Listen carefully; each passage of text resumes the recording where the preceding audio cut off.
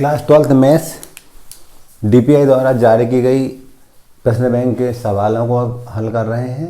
Video number 25 5वां question था। अवकल समीकरण दे रखा था एक, बिंदु 1 ऋण 1 से गुजरने वाले वक्र को ज्ञात करना था। सबसे पहले जो अवकल समीकरण दिया है उस अवकल समीकरणों को हम हल करेंगे। हल करने के बाद हम बिंदु 1 ऋण 1 से गुजरने वाले वक्र का समीकरण ज्ञात कर पाएंगे। और उसको हल करने के लिए पहले हम लिख रहे हैं इसको। क्वेश्चन नंबर 5 है हमारा, एक्स वाई डी वाई बटे डी एक्स बराबर एक्स धन 2 इंटू वाई धन 2। हम जानते हैं अवकल समीकरणों को जब हल करते हैं तो हल करने की 3 विधियां होती है। पहला चरों का पृथक्करण, दूसरा समघात समीकरण और तीसरा हमारा होता है रैखिक अवकल समीकरण या अपन क्लोरो का रूप भी उसे कहते हैं। तो ये जो है चरों के पृथक्करण से हल होता हुआ दिख रहा है।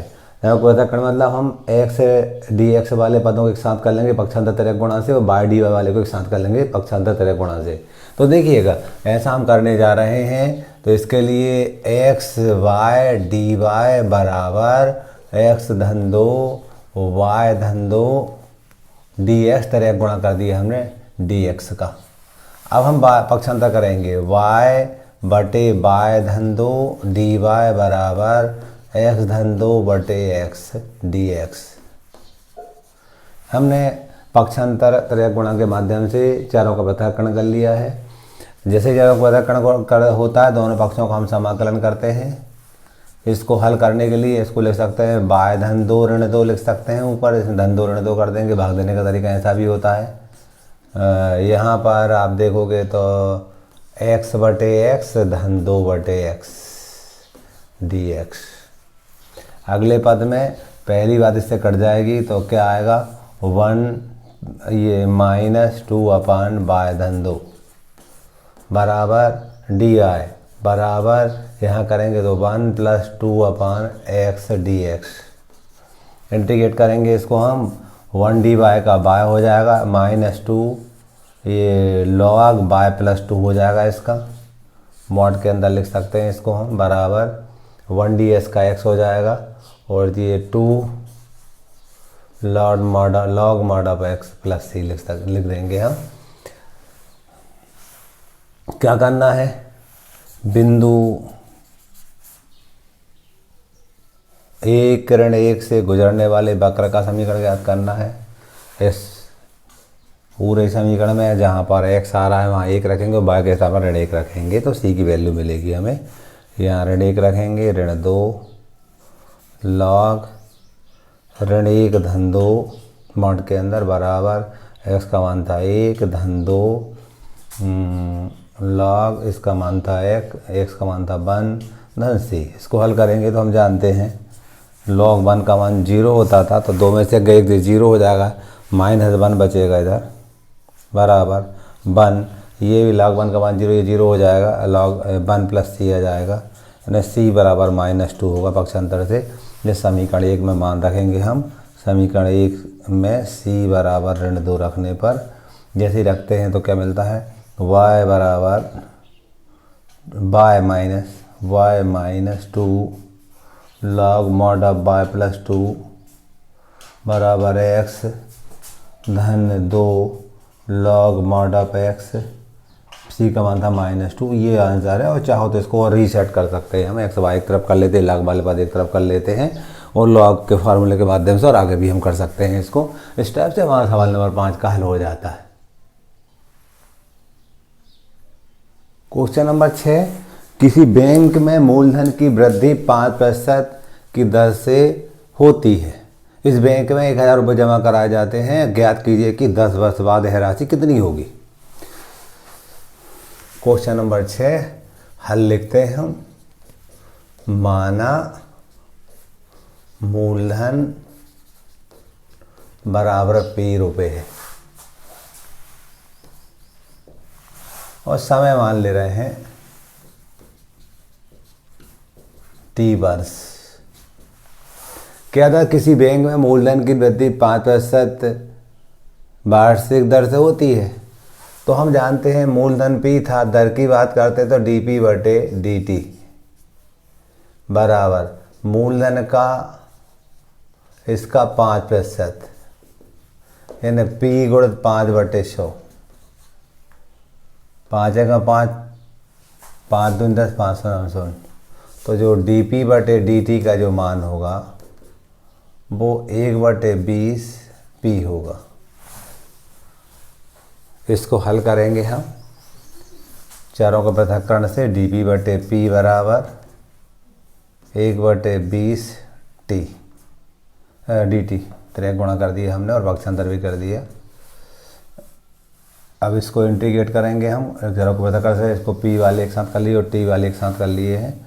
तो इंटीग्रेशन 1/P dP बराबर 1/20 1 dt। इसका हम जानते हैं log P हो जाएगा, मॉड ऑफ log P, 1/20 और ये हो जाएगा हमारा T। धन C लगाएंगे। प्रारंभ में हम बात करते हैं T बराबर 0 और P बराबर कितना 1000। तो ये हो जाएगा log 1000 बराबर, ये तो 0 हो जाएगा C आ जाएगा। इसको समीकरण 1 में रखेंगे।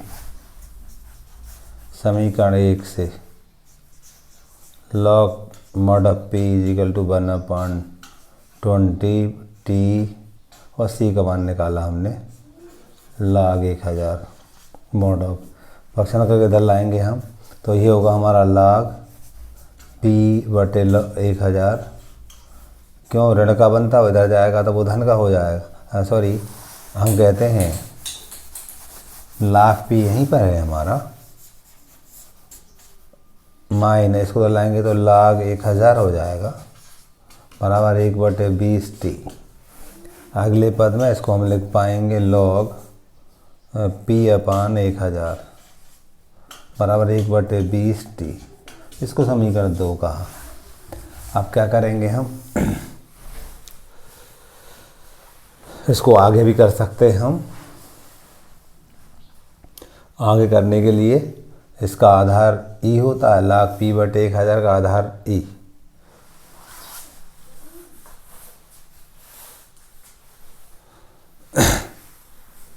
इसको लिखेंगे हम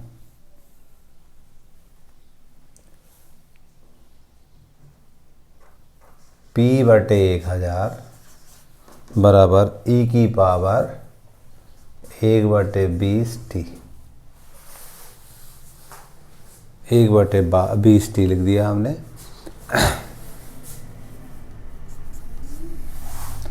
T हमारे पास 10 था, T बराबर 10 है।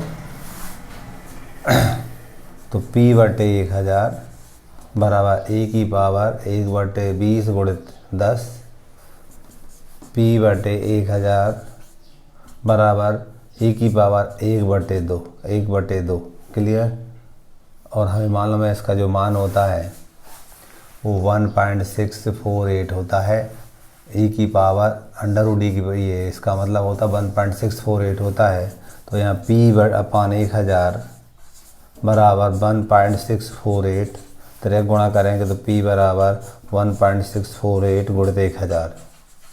गुणा करने पर P बराबर 1648 रुपये। ये हमारा आंसर होगा। इस टाइप से हमने क्वेश्चन नंबर 6 को कंप्लीट किया। क्वेश्चन नंबर 7 था हमारा, जब कल समीकरण का हमें व्यापक हल ज्ञात करना था। इसका व्यापक हल ज्ञात करेंगे तो हम देख रहे हैं दिया हुआ समीकरण चारों के पृथक्करण से हल होता हुआ नहीं दिख रहा है, समघात भी नहीं है। दिया हुआ समीकरण, दिया हुआ अवकल समीकरण रैखिक अवकल समीकरण है। तो इस टाइप के सवालों को हल करने के लिए सबसे पहले इसकी तुलना व्यापक अवकल समीकरण dydx धन Py इजिकल टू Q से करने पर इसे तुलना करेंगे तो हम जान रहे हैं P बराबर बना जाएगा, y का गुणांक P था, y गुणांक 1 है और Q बराबर बनाएगा। अब हम यहाँ पर समाकलन गुणक निकालते थे। आइए अब कहते हैं इंटीग्रेशन फैक्टर बराबर E की पावर इंटीग्रेशन PDX, E का इंटीग्रेशन PDX यानी 1 dx, तो E की पावर x हो जाएगा। हम जानते थे y इंटू आई एफ बराबर integration q into I F D x धन सी, ये फार्मूला होता है हमारा। सबसे पहले तुलना करते हैं, फिर इंटीग्रेशन फैक्टर निकालते हैं, फिर इस सूत्र को लगाते हैं। आई एफ क्या है हमारा, e की पावर x है, यहाँ q का मान बनता है ए भी e की पावर x है, डी एक्स धन सी। तो y इंटू ई की पावर x, यहाँ e की पावर x का वही होता है धन सी। समाकलन e की पावर x का e की पावर x ही होता है। इतना भी चाहिए, आगे करेंगे e की पावर x का भाग देंगे हम, तो 1 प्लस सी ई की पावर ऋण x आ जाएगा। ये हमारा आंसर होगा क्वेश्चन नंबर 7 का व्यापक हल हमने ज्ञात कर लिया है। 8वें क्वेश्चन में भी हमें 9 क्वेश्चन दिए हुए हैं और उन सब में हमें व्यापक हल ज्ञात करने हैं। 8वें का पहला हमें व्यापक हल ज्ञात करना है। इसका हम जानते हैं दिए हुए अवकल समीकरण को हल करने के लिए हम 3 विधियों में से कोई विधि लगाते हैं। पहला हम चरों को पृथक्करण करके देखते हैं। वेरिएबल सेपरेशन से हम देख रहे हैं कि पक्षांतर करने पर, त्रिक गुणा करने पर x dx वाले पद एक साथ नहीं हो रहे हैं, y dy वाले एक साथ नहीं हो रहे हैं, तो हम कहते हैं चरों को पृथक्करण वाली विधि नहीं लगेगी। दूसरी विधि होती है समघात विधि, होमोजेनियस वाली बात देखते थे। तो प्रत्येक पद में देखिएगा आप घात 2 दिख रही है हमें, तो हम कहते हैं ये समघात समीकरण है। तो समघात समीकरण को हल करने के लिए हम सबसे पहले dy बटे dx निकालते हैं। देखिएगा इसके लिए हम क्या कहेंगे, dy बटे dx, ये पक्षांतर इधर ले आए, ये क्या था x स्क्वायर बटे x स्क्वायर धन y स्क्वायर बटे x स्क्वायर धन x y। हम सबसे पहले dy बटे dx निकालते हैं। फिर समीकरण 1 कह दिया इसको, क्या करते हैं, मानते हैं, माना y बराबर vx, समीकरण नंबर 2 कहते हैं हम। इसका अवकलन करते हैं तो dy बटे dx बराबर, दो फलनों गुणांक सूत्र लगाएंगे, पहला फलन दूसरे का अवकलन, एक आ जाएगा, एक लिखते नहीं है, धन दूसरा फलन पहले का अवकलन। ये समीकरण नंबर 3 बन गया। यहाँ दो फलनों के अवकल गुणांक का सूत्र लगाया, पहला फलन दूसरे का अवकलन, dx और dx का बन हो जाता, फिर दूसरा फलन पहले का अवकलन। अब क्या करेंगे, हम यहाँ पर लिखेंगे समीकरण 1 में समीकरण 2 व 3 से मान रखने पर,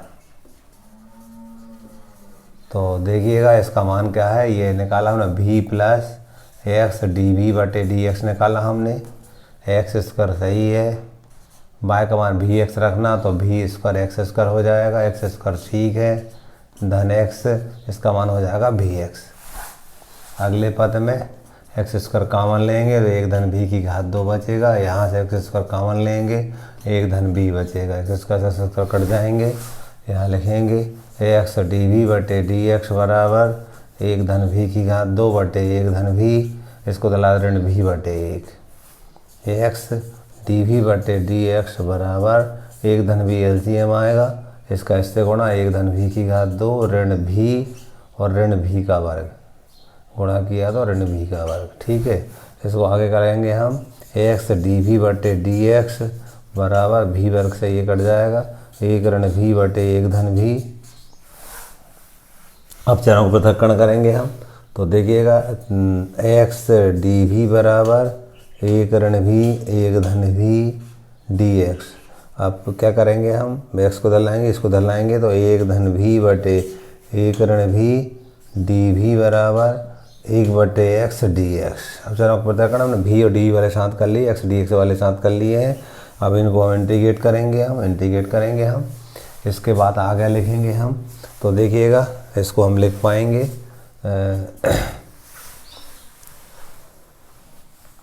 इंटीग्रेशन, आप देखेंगे ऋण बाहर लिया मैंने, तो एक ऋण भी ऋण एक बटे एक ऋण भी,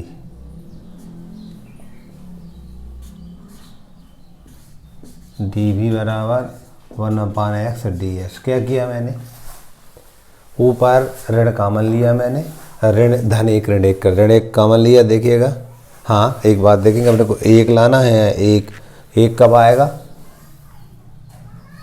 जब यहाँ 2 लिखें तब एक आएगा, क्यों, ऋण 2 में से धन एक का ऋण एक बचेगा, ऋण का धन एक बन जाएगा।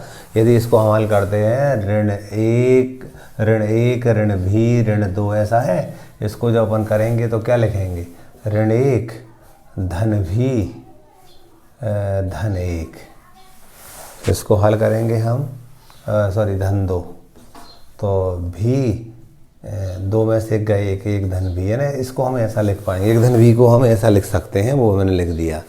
अब इसको अलग अलग करेंगे हम, तो देखिएगा इसके बटे जे करेंगे तो ये कट जाएगा, ऋण 1 बचेगा तो ऋण 1 dv, ऋण का धन बन जाएगा 2 और 1 बटे 1 ऋण भी dv, इंटीग्रेशन 1/x dx था। अब क्या करेंगे, इंटीग्रेट करेंगे हैं तो माइनस भी हो जाएगा, ये 2 log 1 माइनस भी, लेकिन माइनस और आएगा, अपना माइनस आगे लगा देंगे हम, और बराबर ये log x प्लस c लिख सकते हैं, log c भी लिख सकते हैं। अब अगले पद में हम क्या करते हैं, v का मान लौटाते हैं, चूँकि y बराबर vx हमने माना था, तो y बटे x बराबर v होगा।